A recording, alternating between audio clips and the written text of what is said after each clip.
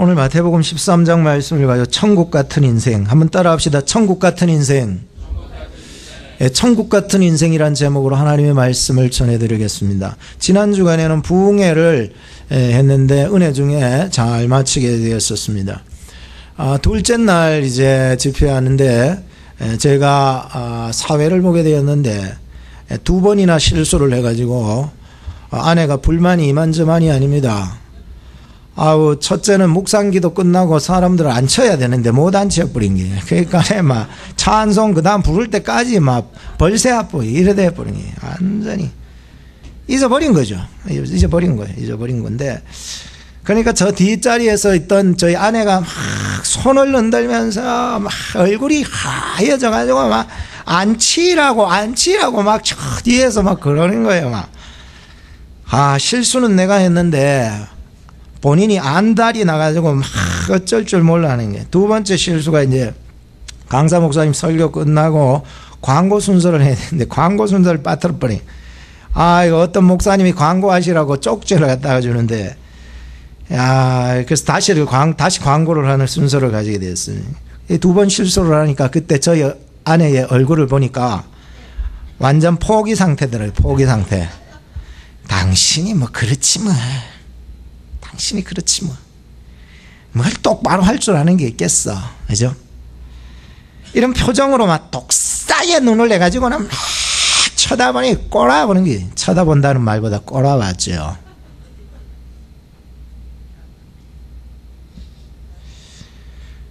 참 이런 무능한 저랑 살아주는 아내가 요즘 감사할 때가 너무 많아요. 예? 집에 돌아와서 아내가 저에게 하는 말이, 그때 그날 금요일 다 마치고 목요일날 마치고 이제 집에 와서, 당신은 앞으로 연합회 행사할 때 사회는 보지 마라. 기도만 해라. 당신이 몇 년 전에 회장할 때부터 내가 알아봤다. 왜 그렇게 사회를 못 보고 광고를 못 하냐고, 다른 목사님 얼마나 잘하냐고, 막, 그렇게 막 쪼기 시작한 거예요.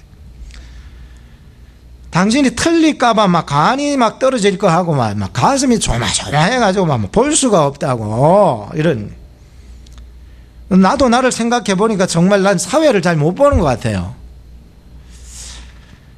부족하다고 저 스스로도 자책하고 있었는데 그런 말까지 들으니까 흰매가리가 빠지기 시작하는 거예요. 그날 내가 흰매가리 빠지. 근데 저희 아내뿐만 아니라 은경이 처제도 맞장구를 쳐대면서 막, 그러니까 여자 두 사람이 공격해 대니까 완전히 낙심이 되더라고요. 세상에 내가 누구 한 놈은 내 편이 없구나, 이런 생각을 가지면서 그 밤엔 제가 백야드로 나가가지고 그 흘러가는 물을 보면서 막 스스로를 위로했어요. 괜찮다. 사람이 살다 보면 실수할 수 있고 틀릴 수 있고 못하는 것도 있는 거지. 그거 가지고 그렇게 낙심하냐. 괜찮다, 김성훈. 난 나 스스로를 위로하면서 그렇게 있었어요. 실수하면 좀 어때요? 그렇지 않나요? 그리고 책상 앞에 앉았는데 생각나는 한 사람이 있더라고요. 누군지 압니까? 엄선정 집사님이 생각이 나더라고요. 참 엄선정 집사님이 볼 때마다 위로가 되는 거예요. 유튜브를 딱 켰습니다. 제가 항상 한 번씩 틀어요.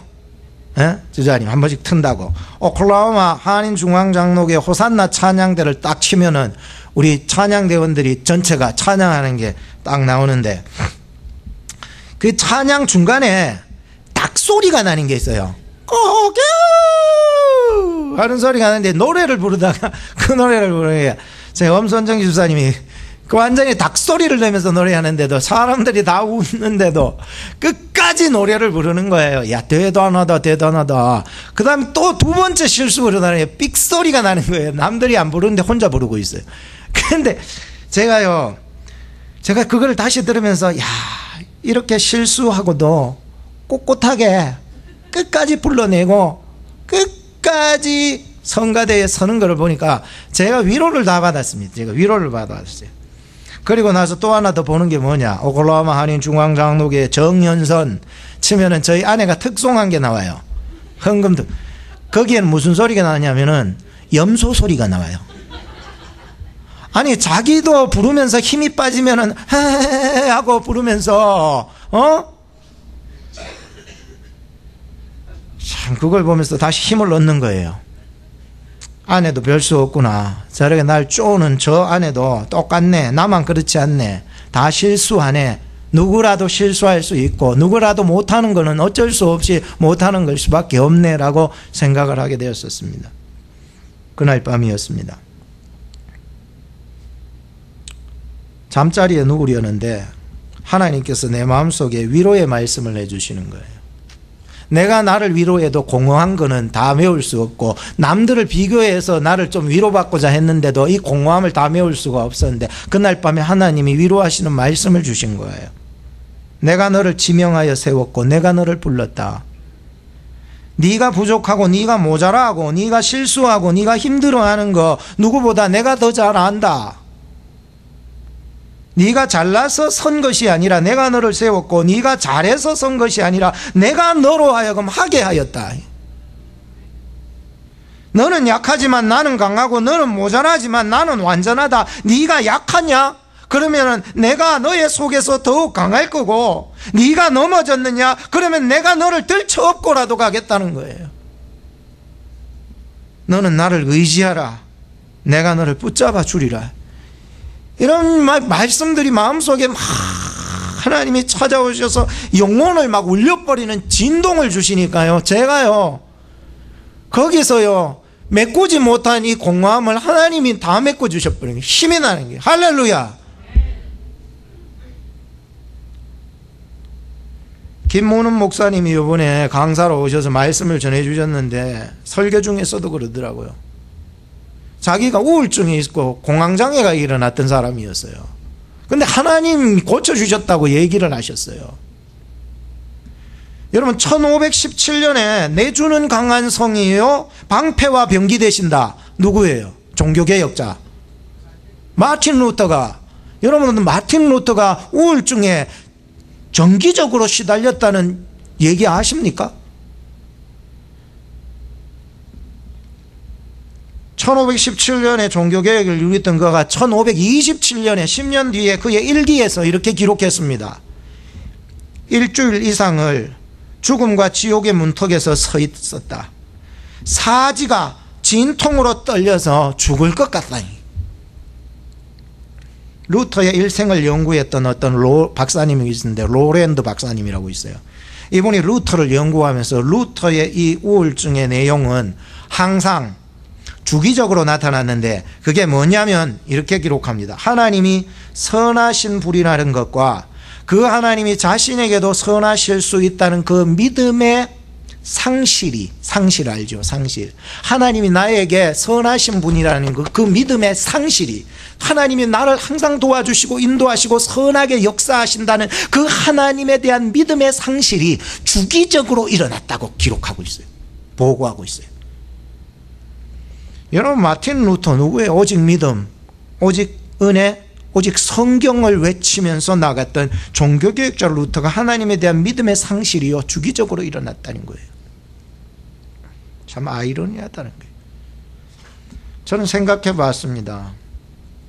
로마서 7장의 그 사도 바울의 탄식과 그리고 8장에 가서 해방이 예수 안에서 획득되었음에도 9장에 들어가면서 하나님의 주권을 의지하지 않으면은 매일매일 매순간 매초마다 시간을 떠나서 모든 순간 하나님을 붙잡지 않으면은 누구라도 그 어떤 사람이라도 루터라도 어떤 사람이 나라도 그 어떤 사람이라도 여러분이라도 흔들린다라고 하는 것을 알았습니다. 나 혼자만 흔들리는 게 아니라 내가 구원받았다고 자부하는 자일지라도 이 흔들림은 이 큰 배 위에서 하나님을 붙잡는 것만이 신앙이라고 가르쳐주고 있습니다. 여러분 하나님께 붙잡히는 그것이 믿음이고요. 하나님을 붙잡으려는 것이 신앙 아닙니까?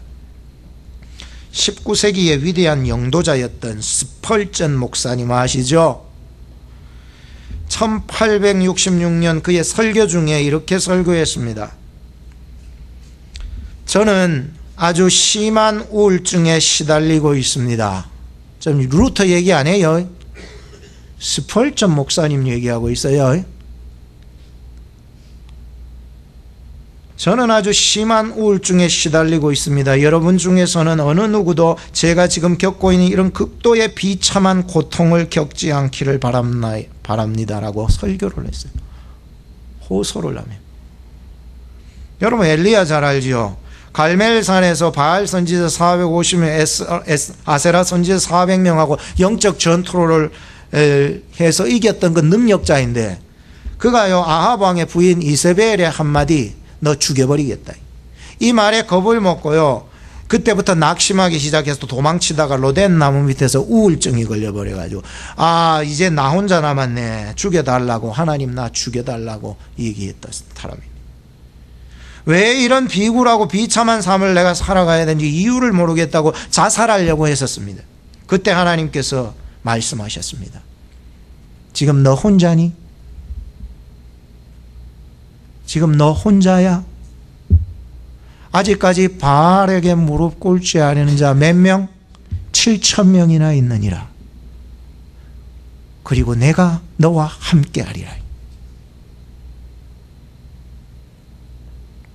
다시 엘리야가 힘을 얻을 수밖에 없었다는 거예요. 사람은요 실패와 좌절과 두려움으로 고통이 올 수 있습니다. 누구라도 그럴 수 있습니다. 그런데 그 흔들림 속에서 영혼의 소리를 들을 수 있고, 하나님이 두려워 말라라고 말씀하시며 내 손을 잡아주시는 그 소리를 들을 수 있는 자가 은혜 받은 자더라고요. 오늘 말씀 속에서 하나님께서 얼마나 내게 말씀하며 속삭이고 계시는지, 이 말씀이 들려지고 보여지고 하나님의 말씀을 붙잡고 예수님을 붙잡고 여러분이나 나나 우리 교회가 다시 일어서야 하나님 안에서 회복이 되고 축복이 된다라고 하는 것입니다. 첫째로 천국이라고 하는 것은 가장 좋은 밭입니다. 천국 밭에는요 심어 놓으면 안 되는 게 없어요. 희한하지요. 천국 같은 마음은 무슨 말을 하고 무슨 행동을 하고 어떤 것을 다 저질러도 다 포용하고 이해하고 사랑해 버리니까 무엇을 심든지 열매로 맺혀버린다는 거예요. 우리 교회가 천국 같은 교회가 되기를 축복합니다. 어떤 성도들이라도 천국의 마음으로 덮어버리는 거예요. 그냥 이거는 우리가 이산과 계산과 철학과 이성 이런 것들이 아니에요. 지금은 희미하게 보이지만 이해해버리는 거예요. 용서해버리는 거예요. 천국에서 미워한다는 말 들어보셨습니까? 저는 못 들어봤습니다. 천국에서 막 후회하면서 눈물을 흘리면서 막 울고 자빠졌다고 그런 말 들어보셨습니까? 없습니다. 여러분 성경을 아무리 뜯어보십시오. 천국에는 미워한다, 이렇게 상처받았다 이런 말 자체가 없어요. 천국 가면 다 용서하고 저절로 용서가 될까 안 될까? 저절로 용서가. 지금 나는 지금 미워할 수 있어요 없어요? 용서할 수 없은 것도 있어요. 그런데 천국에 가면 그게 저절로 그냥 다 용서가 돼버린다는 거예요. 그게 가능할까요 목사님? 천국이니까 가능하더라고요. 이런 천국의 마음을 가지고 천국으로 살아갈 수 있는 여러분들의 마음, 그러니까 그 사람들의 마음에는요 어떤 말을 하고 어떤 행동을 해도 사랑으로 결실을 맺어버린다는 게 참 이상한 밭이에요. 한번 가슴에다 손을 얹어봐요. 그리고 저를 따라해 주세요. 하나님, 저의 마음이 천국이 되게 해주세요. 무슨 말을 듣고 어떤 행동을 해도 열매를 맺게 해주세요. 용서하게 해주세요. 이해하게 해주세요. 손을 내리세요. 살아가면 용서할 수 없고 이해할 수 없어요. 오해밖에 안 돼요. 하나님, 나의 마음이 천국의 마음이 되게 해주세요. 천국으로 살아가게 해주세요. 우리가요, 이런 마음을 갖기 위해서는요, 길가밭 같은 마음으로 살아 안 돼요. 마음속에 막 돌들이 들어앉아 있어가지고는요, 그거 안 되는 거예요. 가시가 들어앉아 있어도 안 돼요. 길가같이 그런 막 관심 없는 그런 마음이 있어 안 돼요. 예수님을 영접하시기를 바랍니다. 그러면 여러분들이 그 마음속에 예수 안에 천국으로 화하게 될 줄로 믿습니다. 나의 힘으로 사랑 못해요. 천국 못 이뤄요. 두 번째는 천국은 완전한 승리를 약속합니다. 세상은요, 선과 악이 공존하더라고요. 악이 없었으면 좋겠는데, 가라지라고 하는 것이 없었으면 좋겠는데, 세상을 살다 보니까 악이라는 것이 존재하고 가라지는 존재하더라고요. 여러분들, 우리 생각 속에 마음 속에도 항상 이 선과 악은 공존하고 있어요. 그리고 내 삶 속에도 살아가면서 선과 악은 항상 공존하고 있어요. 숨쉬는 순간순간 우리의 사람들의 모든 만나는 그 어떤 사물들을 대하는 그 관계 속에서 선과 악은 항상 존재하고 있어요. 우리의 인생 속에 이 선과 악은 공존하고 있어요. 같이 있어요. 예수님은요, 바로 이 선과 악의 공존의 끝이 무엇인지 분명하게 몇 번이나 말씀해 주고 있었습니다.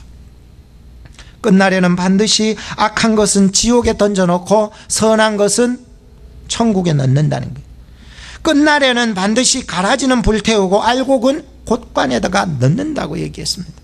끝날에는 반드시 좋은 물고기는 그릇에다 담지만 못된 물고기는 내버린다고 성경에 얘기하고 있었습니다. 로마서 12장 17절로부터 21절 말씀에 이렇게 말씀합니다. 잘 들어보시기 바랍니다. 아무에게도 악으로 악을 갚지 말고 모든 사람 앞에서 선한 일을 도모하라. 할 수 있거든 너희로서는 모든 사람으로 더불어 화평하라. 내 사랑하는 자들아, 너희가 친히 원수를 갚지 말고 진노하심에 맡기라. 기록되었으되 원수 갚는 것이 내게 있으니 내가 갚으리라 고 주께서 말씀하시니라. 너의 원수가 줄이거든 먹이고 목마르거든 마시우라. 그리함으로 너가 숯불을 그 머리에 쌓아 놓으리라. 악에게 지지 말고 선으로 악을 이기라. 이 선과 악은 우리가 살아가면서 악의 존재, 가라지의 존재가 좀 내 속에서 마음 속에서 생각 속에서 삶 속에서 순간순간 관계 속에서 사라져 줬으면 좋겠는데 항상 이것은 공존하고 있다고 얘기하고 있어요. 그런데 예수님은 항상 그 말씀을 할 때마다 그 심판의 끝을 얘기하면서 항상 선이 악을 이기게 하신다고 얘기해 주셨습니다. 오늘 예수 믿는 사람은 오늘 이 세상을 살아나가면서 선으로 악을 이기게 하시는 능력을 우리에게 주신 줄로 믿습니다. 맨날 살아가면서 악에게 지지 마시기 바랍니다. 예수 믿는 사람들은 이미 그 속에 승리를 주셨기 때문이었어요. 생선장수가 바다에서 고기 잡아오다가 육지까지 오다가 다 죽는데요. 그래서 안 되겠다 싶어가지고 딴 사람 얘기를 듣고 그 열대 한 마리 연하라 열대어를 잡아가지고는 그 고기 담겨 열대어를 거기다가 연하 놓으니까는 이 고기들이요 전부 다 살려고 막 도망치면서 바둥바둥 도망치면서 육지에 왔는데 전에는 이 고기를 다 잡아도 다 죽어버렸는데 이게 잡아와서 육지까지 오는데도 이 열대어 한 마리 때문에 죽었게 살았게 살았는 거예요. 고기들이요 자기가 이 열대어 때문에 막 사는 거예요. 자기가 피해가려고 막 이것을 막 활동하는 거예요. 움직이는 거예요. 안 잡아먹으려고 막 여는 거예요. 어쩔 때는요 악이라는 존재가 내게 없어졌으면 좋겠다고 생각이 들어요. 어쩔 때는요 나에게 가라지가 좀 없어졌으면 좋겠다고 생각이 들어요. 그래서 제자들이 그런 말을 하죠. 종들이 얘기하지요. 참 그러면 저기 가서 가라지를 뽑아버릴까요 주인님 하니까 주인이 뭐라고 그렇게 뽑으래요 뽑지 말래요? 뽑지 말래요. 추수 때까지 뽑지 말라는 거예요. 자, 이 말씀을 보면서 주님 오실 그날까지 내가 목숨이 끊어지는 그날까지 이 선과 악이라고 하는 것은 공존하는군요. 가라지는 사라지지 않는군요. 그런데 하나 주님께서 그렇게 우리에게 말씀해 주시는 것은 우리로 하여금 죽이려고 한 것이 아니라 그 가라지 속에서 악 속에서 선으로 악을 이기면서 우리가 천국 백성으로 만들어 가시는 그런 하나님의 교훈이 들어 있었다는 것을 알 수 있었습니다. 끝으로 셋째는 천국은 최고의 가치를 지니고 있었습니다. 천국을 가진 사람은요, 세상 것 때문에 연연하지 않습니다. 어떤 두 명의 여자가 있었는데 조개를 주우려고 바닷가로 갔습니다. 그들 앞에 큰 조개가 하나 발견이 되어서 마침 두 여자가 같이 본 거예요. 아니, 누가 빨리 주울까? 사실은 그것은 이 세상의 경쟁사회와 비슷하다고 볼 수 있습니다. 빨리 주어야 저 큰 조개가 내 것이 될 수 있기 때문입니다. 뛰어가서 잡았는데 신기하게도 그 큰 조개를 이 두 여자가 같이 잡은 거예요. 반반씩. 야, 나도 잡았다, 나도 잡았다. 보통 이렇게 같이 잡았을 때 이 조개가 누구 것이 됐냐면은 고집 센 사람 것이 됩니다. 조개를 빼앗긴 여자는 풀이 죽어가지고 내가 저 여자하고 같이 안 된 게 있다, 방향을 돌려버립니다. 그리고 서서 찢어져서 조개를 줍게 됩니다. 그런데 조개를 빼앗겨서 실망했던 이 여자의 눈앞에 또 다른 조개 하나가 발견이 되었습니다. 조개가 입을 떡 벌리고 있는데 그 속에 뭐가 반짝반짝거리는 게 있더래요. 뭔가 싶어서 자세히 보니까 하얀 진주가 이만한 게 그 안에 들어있는 것이었습니다. 이 여자가 그 조개를 품속에다가 얼른 숨겨 넣었어요. 그때부터 이 여자가 하늘로 솟구쳐 올라가던 그런 기쁨이 막, 말할 수 없는 기쁨이 막 솟아나기 시작했습니다. 그때부터 이 여자가 고집 센 그 여자에게 가까이 다가갈 수 있었대요. 그리고는 두 사람이 함께 조개를 봤는데 양보해 줄 수 있었어요. 왜 그럴까요? 저 고집탱이 여자가 가지지 못했던 가치 있는 조개를 자기는 품속에 넣고 있기 때문이었어요.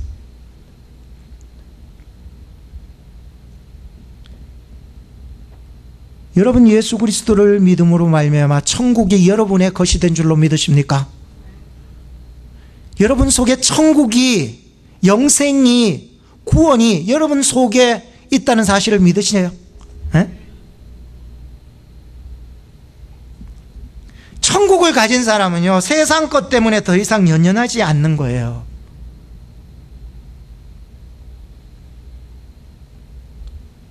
용서해 줍니다. 용서해 줘버리는 거예요. 탐욕을 부리지 않는 거예요.